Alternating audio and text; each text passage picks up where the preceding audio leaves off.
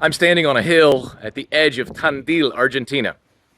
My wife and I are visiting GFA missionaries Don and Ruthie Harris here. This city is about 4 hours south of Buenos Aires, the capital. Brother Don told me a story yesterday that was so encouraging and challenging to me. I want to share it with you briefly. Don's parents were also missionaries in Argentina.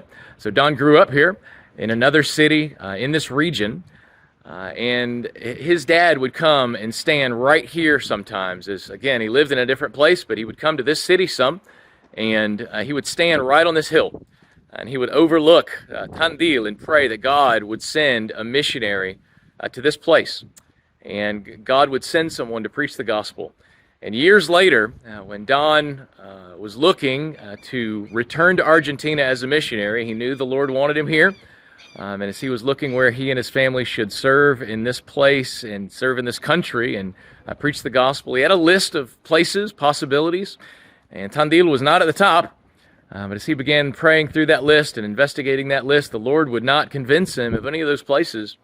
And then he got to Tandil and began praying about Tandil and investigating Tandil, and the Lord worked in his heart and convinced him that this is the place that the Lord wanted him and his family in the harvest in this world.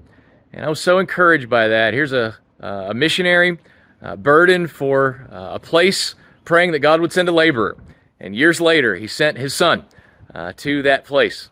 And I was so challenged by that to continue praying that God would send out laborers into his harvest.